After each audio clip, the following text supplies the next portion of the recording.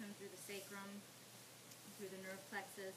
And on an energetic level, it's the Kundalini energy that we're working with. And its only job is to be juicy. It doesn't have time to do anything but be juicy. That's its only job.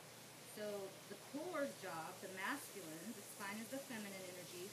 The core's job is to protect the spine in everything we do.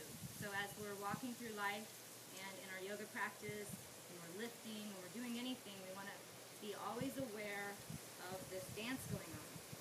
Because people have a tendency to lift from the sacrum, and that always causes a lot of back problems. And we can't walk around this planet with weak spines. We have to have healthy cores. So we're going to start with the Mula Bandha. We need to use the Mula Bandha, the core, the glute muscles, anything else but the spine.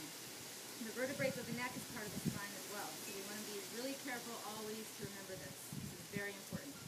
So we're going to start with the plank, starting with day 1, and on the audio part, I think I went through the days and how to start with. I think we start with 20 seconds for the first couple of days and work up to 30. If you have a strong core already, you can start holding it as long as you want.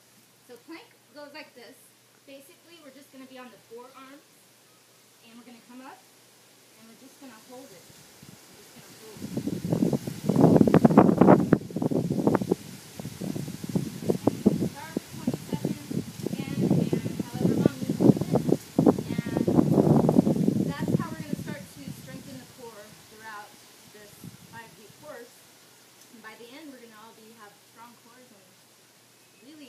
Amazing juicy spines. So let's come up now and just check in with our alignment and our postural alignment and how we're standing as we're spinning around in this little who knows where on this ball.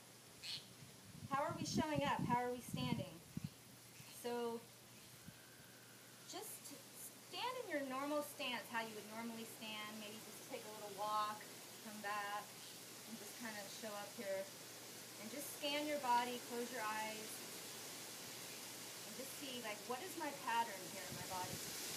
Like, I used to hold my daughter on this hip, so I always had this tilt here, which caused me some low back stuff. And I also used to wear high heels, so I had a posterior tilt walking around. So when I went through the Walton training, that's one of my great integration training, I had to really work with my posture on this.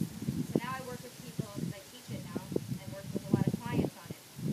So come into your, just bring your awareness down into your understanding what you stand on, your feet, place where you meet the earth, and just noticing, where's the weight?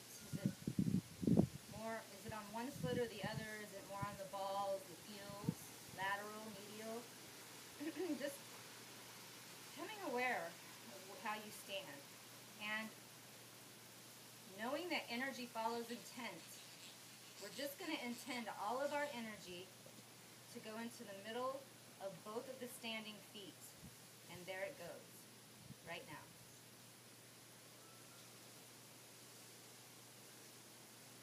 So I always say if you're a little bit more on the balls, you're a little ahead of yourself, maybe a little on the heels, you're a little stuck in your past, maybe.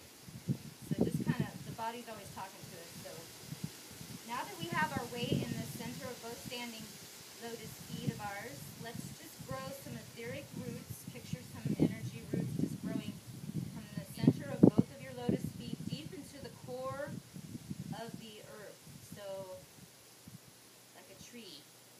So now that as we're spinning around in this little ball in the middle of who knows where, we're rooted. We have roots. So now let's bring our attention up to the knees, and let's see what's happening in the knees. Are they locked? Are they soft? So if we put our hands on each side of our pelvis area, let's just lock our knees and then soften them.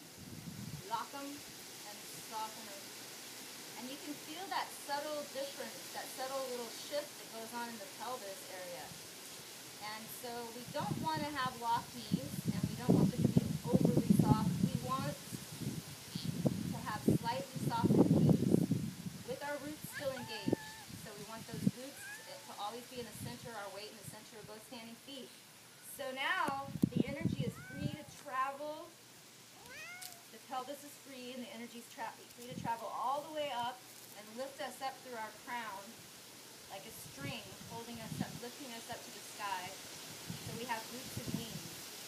And if it's hard for you to just visualize the energy, just if you don't do it from the shoulders, if we have to think of it in a physical way, let's just think of the lats, turning the lats on as we are starting to get used to this alignment.